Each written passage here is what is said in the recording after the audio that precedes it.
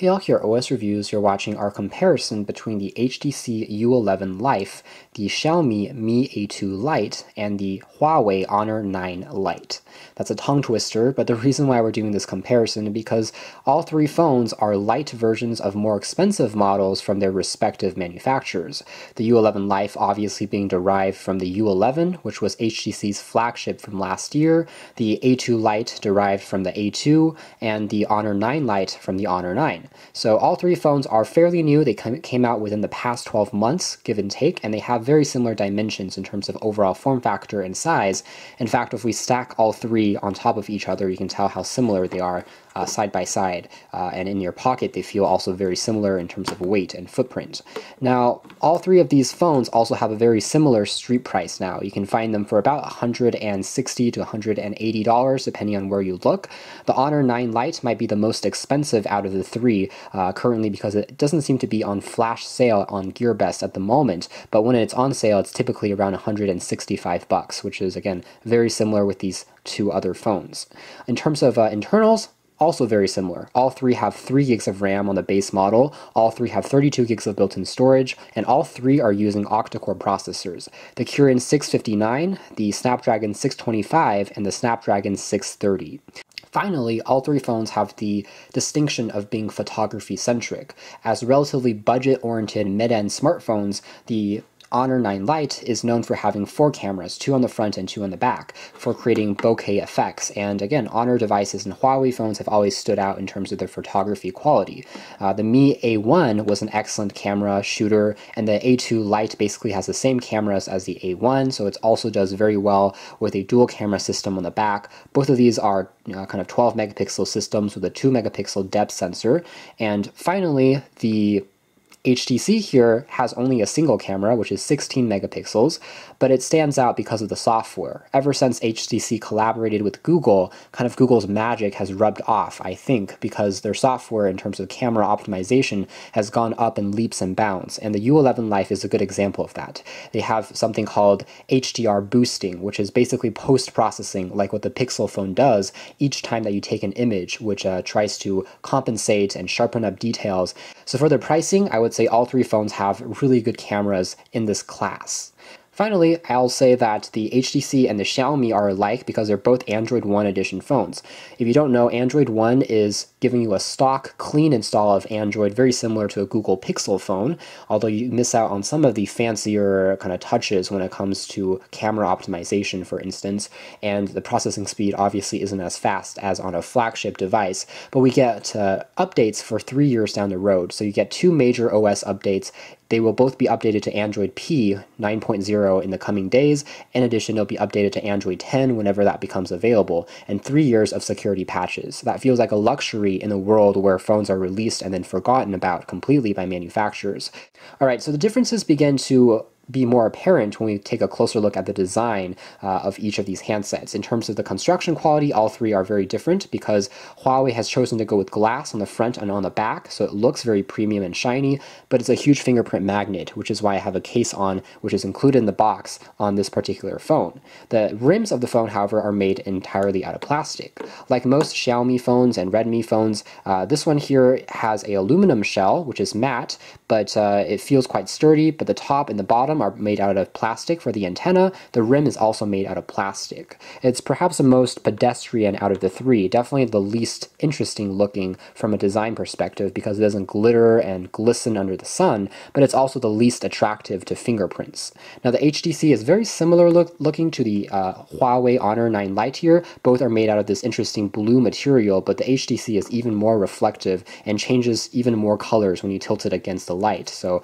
another very beautiful looking design, but it's a huge magnet for fingerprints. But it's made out of acrylic. It's made out of plastic as opposed to glass. So this is the most lightweight out of the three and arguably the most fragile / cheapest in terms of the construction quality.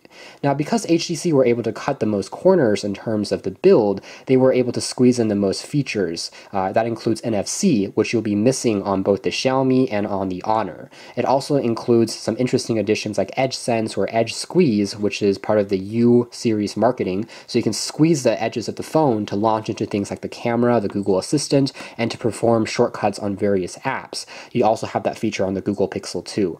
One other thing that HTC squeezed in would be Type-C for the charging. It supports quick charging and it's a reversible modern standard, but both Huawei as well as Xiaomi have opted to use micro USB on the bottom. Now, you're probably seeing that both of these phones here have fingerprint scanners on the back, but the HTC has a fingerprint scanner on the front.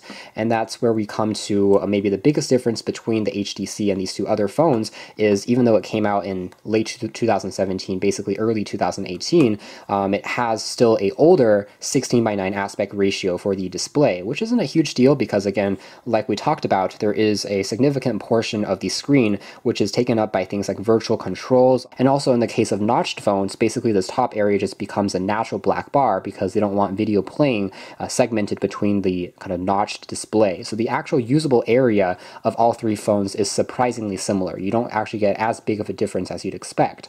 All are using LCD technology as opposed to AMOLED or anything like that. In terms of brightness, I would say that Huawei gets the brightest, followed by a tie between the Xiaomi and the HTC. All three are easily visible even when there's some light. And so when it comes to apps and support, you all have access to the standard array of YouTube, Gmail, Maps, and video chatting, Drive, things like that out of the box. Otherwise, in terms of performance and benchmarks, I would say that, again, the Kirin 659 is very similar to the Snapdragon 625 in terms of kind of Antutu benchmarks, so we are looking at very similar performance, although it's slightly less energy efficient than the Snapdragon 625. I will say that in terms of performance out of the three, the best will be HTC because of the Snapdragon 630 having a slight edge over these two other phones, and it is a little bit apparent because as you're swiping, this phone rarely has any delays or hesitations. There's a bit more of a jumpiness as you're moving really quickly across some of these panels here. So if you're looking for the fastest experience, then I would say actually HTC has a slight edge, but it's ever so slight. For things like consuming media, browsing the web, watching videos, you really won't notice a difference at all. It's only more apparent if you are super nitpicky about kind of the smoothest frame rates, and if you want to play back more graphically intensive games, that's where you notice a slight difference. All three are using Corning Gorilla Glass, but for whatever reason, I've always found that Huawei and Honor phones don't have the most responsive screens in the world. Sometimes my taps won't register when on this phone it's perfectly registered. Same thing with the keyboard. So if I'm typing really quickly, sometimes I find that certain keys will be missed, but luckily there's predictive text and there's swipe input as well. Now let's talk about the battery life and endurance. Out of the three, I would say the HTC is probably the worst in that regard because it has a 2,600 milliamp hour pack compared to a roughly 3,100 on the Honor 9 Lite versus 4,000 milliamp hours on the Xiaomi Mi A2 Lite. So if endurance is your number one priority, definitely go for the Xiaomi, because with that large capacity and that great battery optimization done by the Snapdragon 625, we're looking at least 2 days of battery life, if not 3 days if you're using it lightly. So I spoke quite a bit about the cameras on all three phones already, but how about we take a quick look at some samples here. So if we zoom in on these shots here, first of all, again, all three panels are very impressive when it comes to color as well as viewing angles. I would say that the image quality when it comes to sharpness and detail, if we take a look here, would probably be the highest on the HTC. Again, largely thanks to the fact that it has a 16 megapixel sensor compared to 12 and 13 on these two phones. Slightly more vibrant colors, but I would say that Xiaomi has slightly more realistic colors. Interestingly, it seems that the Huawei was the first to load up, and in this case, Xiaomi started loading up the page first, but actually the HTC came in and finished ever so slightly quicker when it comes to loading some of the edges and the advertisements there, you can tell here. So the Snapdragon 630, again, is going to be a little faster than the 625, but all three already are very impressive, again, for the price point. Pinch to zoom, very responsive. Chrome on all three is fast without any stuttering, delays, or really any problems when it comes to browsing in general. So that's pretty much it as far as kind of the main things that we can compare in this video. Like I said, the difference is quite minor when it comes to other things like gaming and running other applications. We obviously have lots of differences between EMUI and standard Android, which really isn't the point of this video. Of course, with the EMUI, we have a lot of more things we can customize, such as Huawei's own health app that is a pedometer function. Also, they have more kind of themes and packages that you can use to customize the wallpapers with. One final thing that we can take a look at would be storage capacity.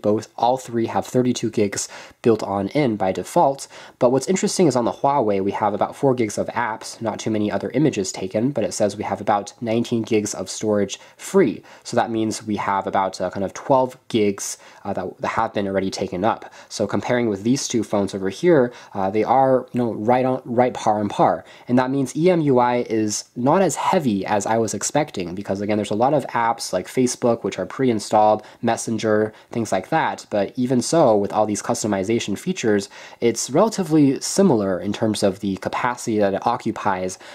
Would I say one phone is the best out of the three? I would say it's really hard to say. It depends on the user. But if I had to personally pick, I would actually use the HTC. I know that seems a little shocking, especially because this one has the kind of oldest, most traditional design looking on the front. It's the most well-rounded. I say that because, again, in terms of the camera, I do think that it's slightly stronger than the other two, especially with that HDR auto boosting. Also, I find functions like the waterproofing to be a worthwhile investment in case you accidentally drop it or use it in the rain, it will still survive. The fact that it has fast charging using Type-C, even though it doesn't have a huge battery, also compensates, in my opinion, and it still has a plenty large display for my needs when it comes to watching videos and interacting with media. Finally, performance is also really smooth.